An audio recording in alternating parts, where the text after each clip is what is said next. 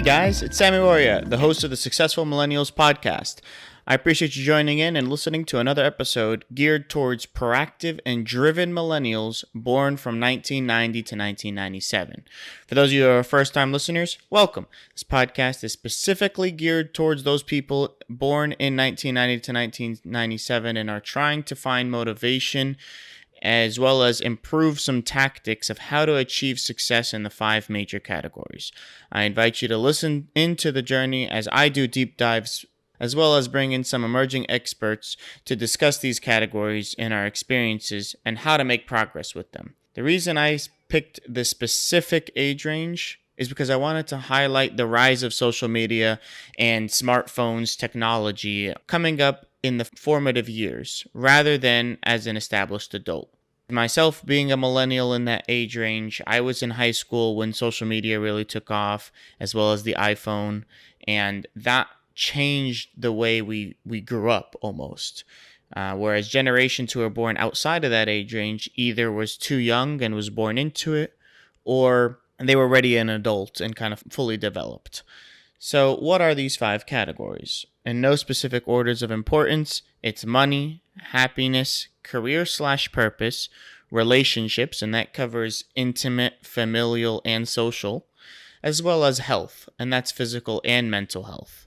Guys, I would love it if you can give me a review or DM me on Instagram at FinanceZilla or email me at financezilla@gmail.com. I would love to hear your feedback, as well as topics that you'd like to learn more on or things that I can do better. I am a big fan, as you probably have realized by listening to a few of these episodes, of continuous improvement. So anything that you guys would like to learn more on or things that I could do better on, please let me know. And if you could share it with just one friend who you think that one of these episodes can help them with, that would be greatly appreciated. Thank you guys so much. Now, let's get to the show.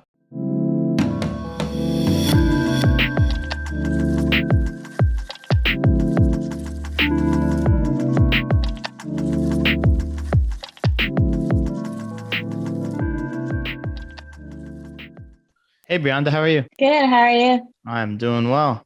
Appreciate your time today. For those people who don't know you, tell us a little bit about yourself and your journey. Okay. Well, I don't know where to start, but I guess I'll work backwards. So I'm the owner of a supplement company. I started it about 1.5 years ago.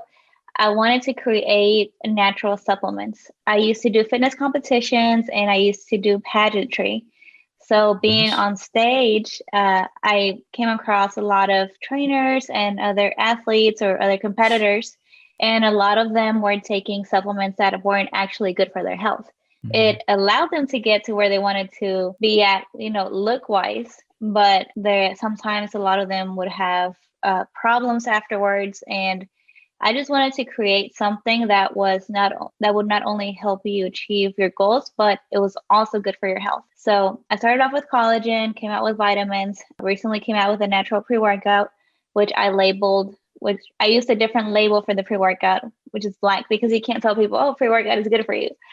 But people were asking for it. So I said, I'm going to try to make it as natural and clean as I possibly can. And then, take at your own risk kind of thing. Nice. Is that where the podcast kind of also started from? Because it's called Built from the Inside Out. And I know supplements have that kind of connotation where it's either good for you physically on the exterior, but will mess you up on your liver or other things like that. Or you become too dependent on things like pre-workout, or it's not really useful, or it's illegal. Like there's so many connotations. So like Built from the Inside Out and the supplement company, how did those two kind of merge? And what was the genesis of the idea for that? So I was looking for a slogan, and I was actually talking to my boyfriend about it one day. He's the one who came up with it. Nice. Because we kept talking about what we as a company, what we stood for, and what it was that what my vision was, what I wanted to do, and what I wanted to I wanted the people to what I wanted to give the people and what I wanted them to know about the company. So he said, well, what about Built from the Inside Out? It's exactly like what you preach. So I was like, it's perfect. I love it. So we made it the company slogan. And then I was talking to you earlier about my podcast and, just wellness in general. It has 6 dimensions. So you have physical health, spiritual, emotional, social, occupational, mental. And so I wanted to cover all types of health, not just physical health. So I said, what better way to cover all of that than through a podcast? So I called the podcast Built from the Inside Out. And I have a psychologist who comes in and talks about relationships. My pageant director, she came in, she talked about mental health because she had gone through a clinical depression, got herself out. So she shares her story.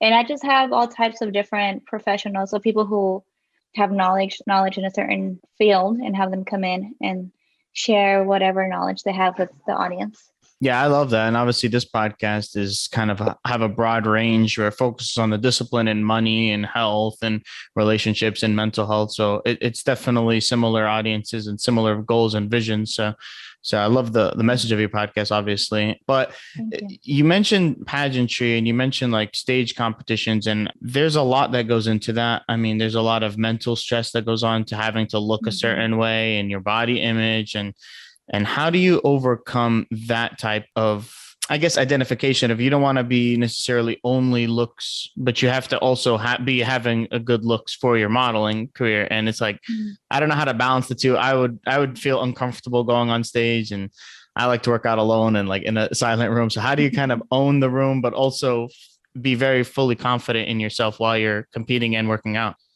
So that's one thing I love about pageantry. They look for the whole package. They're not just going to choose the pretty girl. They want her to be a good person. They want her to be smart. They want her to be a good role model. And obviously looks goes into it. It's a beauty pageant. So I actually was very shy, very timid, very insecure before I started doing pageantry. I feel like I've come a long way since. And it really helped me so much because that's when, so the pageant director, she would bring in a psychologist and work with our mental health. She would bring in a trainer. Yeah, so a lot of my guests on my podcast are from the pageant. So the trainer came in, he gave us a meal plan, a workout plan, and she had a walking coach because you need someone to help you, to teach you how to walk on stage because it's not the same as your everyday walking. And then some people hear that and they're like, you need to learn how to walk. I'm like, it's not the same, I promise. And then she had an interview coach come in and help us. So she does like a 6-week training up to, leading up to the pageant. Not all pageants do this, which is why I love her specifically, because she provides that for her contestants. And you get growth out of it. It doesn't matter if you win or if you don't win. You're going to learn something. You're going to get something positive out of it. So the first time I competed, I actually was first runner-up. I didn't win, but I said, I'm going to come back and I'm going to win next year. So I focused on what areas I knew I needed to improve. I knew that I needed to be more confident on stage. So I hired a different walking coach. I knew my interview could be better. So I hired a different interview coach. And then I was just more disciplined in the gym. Before pageantry, I used to never work out. I used to not like it. Really? And honestly, I can't say that I like it to this day, but I do it because I know it's good for me physically and mentally and emotionally as well. So I know it's good for my health, and that's why I make myself do it. So I'm all about discipline over motivation, because even if you don't feel like it, you have to get it done. I love that. I love that statement because I'm exact same. Like when I grew up, I was more of a sports athlete, like basketball, soccer, football. Give me any type of ball and let's go and let's play. But working out was never really a thing for me. I didn't really like that. I was always a skinnier build. And then I fell in love with it. And then I started working out. But there's always going to be days where you just don't want to work out. And if I see an open basketball hoop where there's a few people playing, I'd rather go there than to work out. But I know I need to. So a lot of people have that mindset. And they're like, okay, I know I need to go, but I can't force myself to go. Would you tell those people that you understand where they're at, but you have to convince them, or you have to tell them, and they have to actually do it? How would you get them to go to the gym when they're not feeling it? I think it's like we talked about this earlier also. It's very simple. What's hard is the emotional side of it. So just do it. Literally, it's just as simple as that. Just make yourself do it. And it always helps when you have a why. Because if you don't have a why, and having a deadline for whatever, you're going on vacation, so you want to look good on this day, you have a wedding coming up that we're invited to, or a party, or you want to jump on stage and you want to compete. having a why always helps. And if you don't have something like a deadline, maybe just do it for yourself. If you have kids, do it for your kids. Find your why. And on those days when you don't feel like going, think about what will happen if let's say you're doing it for your health. Okay, if I don't work out, what's going to happen to my health? Well, it's going to go downhill. So it's just, you just have to make it part of your schedule. Just like we go to work. Some people don't like to go to work, but you still go to work. Why? Because you want the money. So that's your why.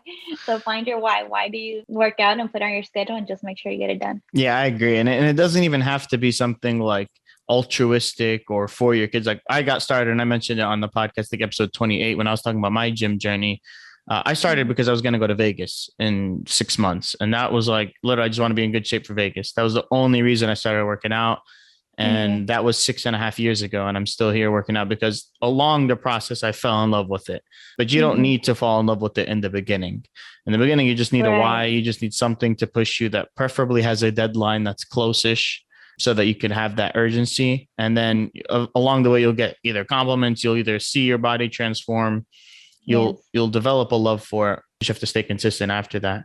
So and that's what happened with me. I didn't like to do it, but I knew I had to be on stage. And I really wanted to win. So that was my motivation. And, I went back that second year and I won. Nice. And then, thank you. Yeah. So as the months were going by, I was seeing the difference. I started falling in love with the process, and you kind of become addicted to seeing those changes in your body. But then I competed for 2 months straight because after I did pageantry, I did fitness competitions. And then after that, I got, recruited for a reality show for Telemundo, which is kind of like Survivor and Ninja Warrior put together. Okay. So I was like in the public eye for so long, and I wouldn't take a break. So I kind of got burnt out. And I said, I need a break. So then I started not to like it again. And then I just kept telling myself, your body will ask for it because you're just not, you don't feel right not going. You don't feel right not looking a certain way. Once you start, you start eating bad, your mood comes, you see it in your mood, you see it in your mental health, and just the way you look. And I don't, once you look a certain way, you're like, I don't want to look like this anymore. I want to keep looking like this. Yeah. Yeah.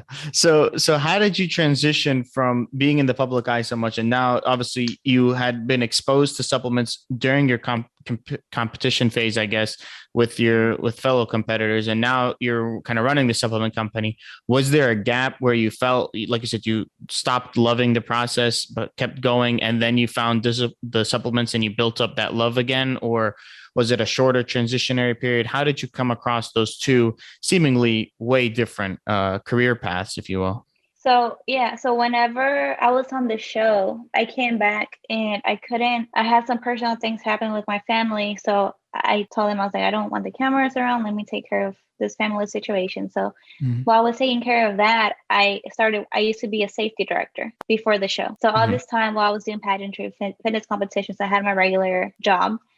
And when I came back, I started working in construction again. And then whenever they hired me, they said, it's a project and it's going to end in November, just so you know. So I said, okay, well, thank you for the heads up. Now I know to save my money. So that's what I did the whole time I worked there, save my money. So come November, I got laid off.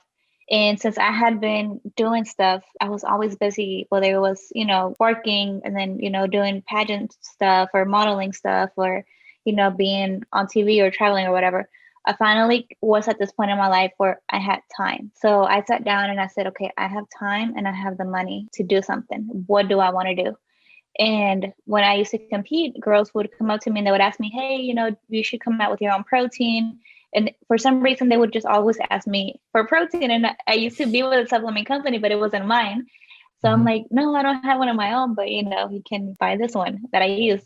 And so I had always wanted to own my own business. I just never knew what. I thought maybe like leggings or, workout clothes or whatever. And then I just sat down and thought about it. And I said, well, I really want to come out with something that's going to help people. And I know the problem that we have in the industry, a lot of the things, people take it not because it's good for them. A lot of the times they don't even know what's in it, but somebody told them like, you should take it and you're going to look this way. So they take it. So I said, I want to come out with a clean supplement brand, natural products. And that's what I did. I told my boyfriend about it. He actually used to work at a supplement store when he was younger. he still kept in touch with the owner. So he connected me with the lab, and that's how it all started. That's awesome.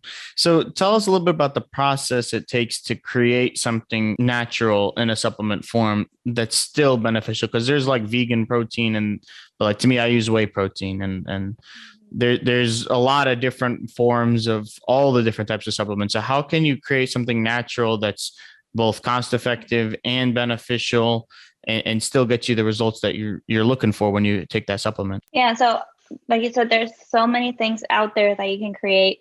I personally wanted to only come out with supplements that I personally use. I said, I don't want to come out with something that I myself wouldn't use. And even as you get to talking to those people, they're like, hey, we can make you X supplement for X amount, and you can make X amount of money out of it. And I'm like, yeah, but I wouldn't take that. So I'm not going to sell this to people. So one of the things that I have always taken is collagen, because, it's both beauty and fitness. It helps with skin, hair, nails, and joints. And it's something that I would take on a daily. So I said, I'm going to come out with my own. And the way I formulated it was, my brother came home one day while I was working on it. And he came home with collagen, biotin, and vitamin C. And I looked at him. I'm like, what are you doing? He was like, they told me if I take all of this, my beard will grow. And I was like, you know what? I was like, I take that too. So what I did was I made a 4-in-1. So the collagen has biotin, hyaluronic acid, and vitamin C. So nice. Biotin is a vitamin. So it's all natural. And it's from a cow. I know there is plant collagen, but to me, the most effective comes from the animal, because it's from the bone. So that's what I started off with. And then after that, I came out with vitamins. And then the pre-workout is from green tea, the caffeine. It's sweetened with stevia. It's better than sucralose. It's the best thing that's out there on the market right now. So like I said, the pre-workout is not exactly 100%. I can tell you it's good for you, but I can tell you it's clean, it's natural. And if you want to take it, take it at your own risk. Yeah. Now a quick word for today's show sponsor. I'm normally not a fan of nice clothes. I like comfort over style, especially because I like being active often. Habits 365 is a brand that does both. The reason I'm excited to partner with them is because their vision is in line with this podcast. Their whole message is to preach consistent improvement by creating and maintaining continuous habits 365 days a year. That sounds exactly like what I like to preach, 1% better every day. It also helps that they promote positivity around important topics like mental health and wellness, which is one of the 5 categories, as well as social justice and much more. The fact that they employ mostly millennials and are run by 2 people who are in their 20s, like myself, is an added bonus. If you're interested in supporting the show as well as getting some apparel, feel free to enjoy the code FINANCEZILLA for 15% off online purchases by using the link in the show notes. That's FINANCEZILLA for 15% off online purchases. Guys, water is super important for maintaining physical health, one of the 5 categories of the Successful Millennials podcast. Doctors always recommend at least 8 cups a day, and for every cup of coffee or tea, you should probably add another cup of water. Throw in things like pre-workout, creatine, and the fact that everybody just has different hydration needs based on, their body weight and gender, physical activity, etc. You should probably drink well over that 8 cups of water. Me personally, I drink like a gallon and a half a day. I just love water. I drink it with every meal. I drink it when I work out. I don't drink juices or anything else. That's why I'm excited to partner with The Coldest Water. They make water bottles that can preserve cold water and ice that won't even melt for 36 plus hours. Especially in the summertime heat like now, these bottles that come in different sizes are a great way to keep your water cold when running errands, hiking, or just so that you don't have to keep going to the fridge every now and then. Enjoy a personal code for 10% off our online purchases by going to the link in the bio and using the code FINANCEZILLA. That's FINANCEZILLA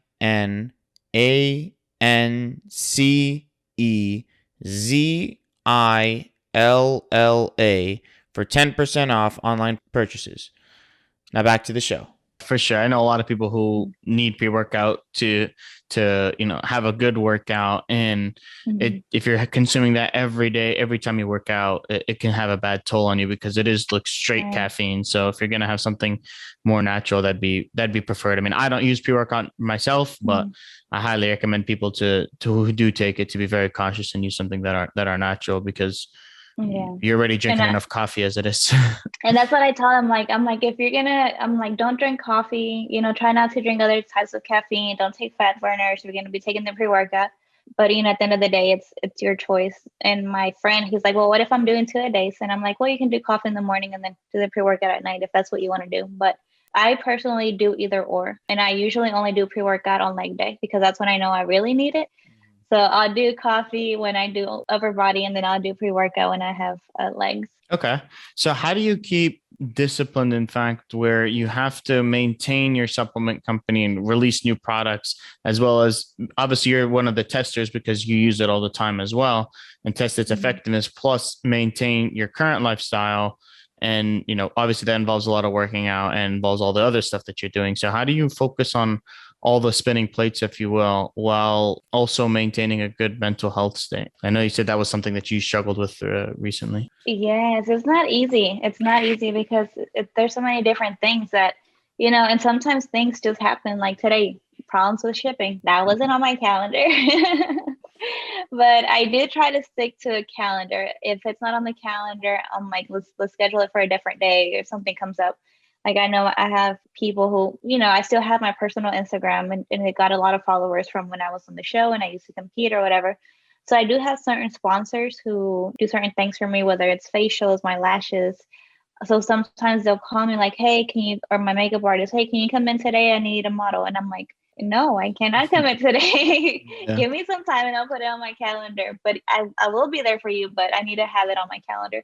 So right now, that's the way I'm trying to keep everything so I don't go crazy. Just if it's not on the calendar, I'm not doing it today. So just try to organize myself that way. And that brings into prioritization, because I love calendar. I have everything on my calendar. I also have a to-do list like split out by week, and I break it into 4 quadrants. I might be a little bit too much of a nerd on that. How would you break out? Do you break out different types of companies or efforts you're working on? Like, for example, your modeling versus your working out versus your personal errands versus, the supplement company. Want do you organize the different types of what could be competing priorities? Right? You only have 24 hours in a day and you're doing 4 or 5, I want to say completely different things, but unrelated things. I guess the reason it's been so difficult for me is because I'm a very unorganized person and I'm very go with the flow type of person. Really? Which does not work if you're trying to run a business. You have to get organized. I have learned. So so it depends on the week. Ideally, I would work out first thing. But as of lately, I've been working out like around noon and it has been working for me. So I actually feel stronger than I do in the mornings. And then I feel like I enjoy it a little bit more because in the morning I wake up and I'm like, I don't want to work out. I would rather, because sometimes I wake up and I have all these ideas or I'm thinking about all the things that I need to do throughout the day. So I'm like, I just want to do that instead. I don't want to go work out. So sometimes I get to the gym and, I've only had one meal, if that, so I'm not as strong. So this week I went at noon. I've been going at noon and I just feel stronger. I know when I woke up and those things that I had pending, they got taken care of. So mentally I was able to enjoy my workout a little bit more and I didn't feel rushed. Like, oh, I have to go do this. So I'm still working on it. I'm trying out different things. And right now that I feel like working at noon but I can't always work at noon because every day is different. Right. So ideally it would be get disciplined, work out as soon as you wake up and then get the rest of the day done. Yeah, I'm with you. I don't have any strength in the morning. I need like my meal and my alone time first. And then I've been going at like between 12 and 2. Or 3 is when I go to the gym. I feel like I have a good amount of strength. I have my meals in and I'm able to have a good workout. But like you said, every day is different and you have to figure out what works for you. And then I guess when you need a shot of energy, that's where the pre-workout comes in. Yes. Yeah. Yeah. We usually leg day. Yeah. Yeah. So what about like timing of your supplements and your timing of your routine? I know you said you're working on being a nutritionist. Obviously you've been following a nutrition plan for a while now. Is it variety that keeps it important? Is it sticking to the same thing? For me, it's always been chicken and broccoli for cutting is the only thing that works. But I know everybody's different. How do you find out what's good for you and stick to the same thing day after day, month after month, year after year? So I don't have that much of a problem eating the same thing over and over again as long as I have enough of it. So this Mm, past year, I focused on bulking. So I've just nice. been bulking. Yes. So it's my first year doing it and I really enjoyed it because I wasn't hungry and I Yeah. love to eat. So it was the same food, chicken, rice, fish, whatever, like the basics, but it was like the amount was bigger. Yeah. And so my coach finally said, all right, we've reached the point to where we need to start cutting now. Mm, And we started that last month and I'm like, I don't miss this. it sucks, right? Yes. But I do try to do different things. Like I'll have, eggs and oatmeal in the morning and then I'll do like a baked chicken and then I'll do ground turkey with salsa or something and then I'll do fish. So I try to change every meal to where it's something different, even if it's the same meat that it's cooked a Mhm. different way. Okay.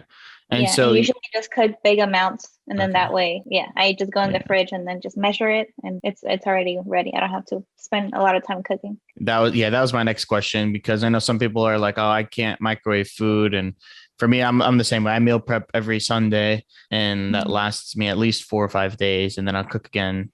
But Yeah. some people want to cook a fresh meal every day. I just don't have the time for it. So what would you say to people who are like, I don't want to have old food that is more cooked once in a while. I want to enjoy the process and all that stuff. I say you just have to do it. Not everything. You're not gonna like everything you have to do in life, Yeah. and that's where discipline comes in. It's like you have to do the things that you don't want to do, so later you can reap the rewards. But yeah, and that's basically what discipline is: doing the things you don't want to do right now, so that later you can do the things you do want to do, or look the way you want to look, or whatever your goal is. Agreed. Yeah. And when you focus on your why, like you said earlier, that really puts everything into perspective and allows it to be easier for sure. Right. So what kind of inspired you to get started in this entire industry, or maybe things that you've learned along the way, both as a now business owner and as an entrepreneur? I'm sure you've learned a lot and you've changed a lot over the years due to that. So Absolutely. I always like to ask people what they've learned from and what they recommend the audience for as well. Yeah. So, like I said, whenever I started doing pageantry, I grew up in my mom was a single mom. She doesn't even speak English to this day. So Mm, low income background. And I didn't want my kids to be raised that way. So, and she always instilled it in me, like, you have to go to college, whatever you do. I don't care what you do, but you have to go to college. mhm. So, and I was able to get grants and scholarships, graduated debt free, thank God. And then Awesome. that's when I started working.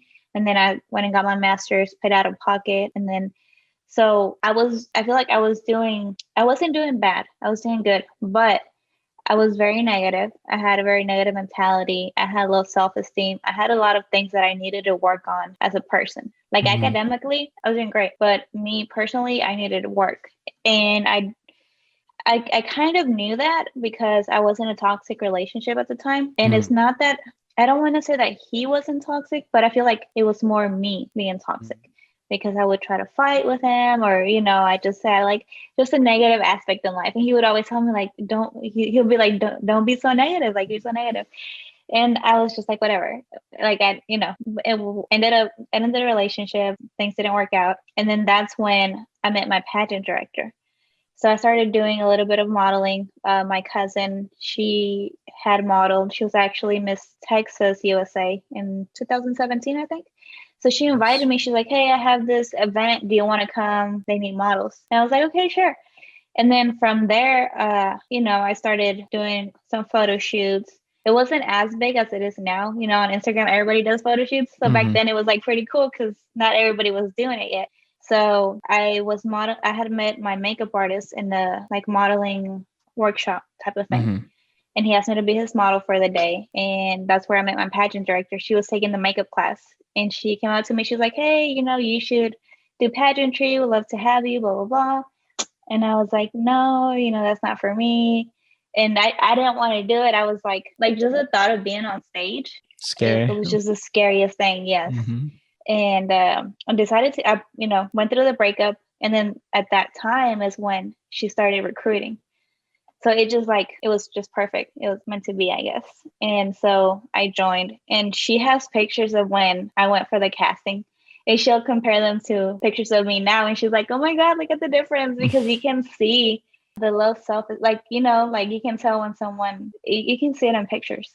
Mm-hmm. And like the pictures from when I won to when I first did the casting, completely different. And I feel like she was a huge part of helping me get out of that mindset, because she's a very positive person. Like I said, we did a podcast and she talks about how she went through the depression and how she went through that, but then she came back stronger, and she's just the most positive person I know. And just being around her.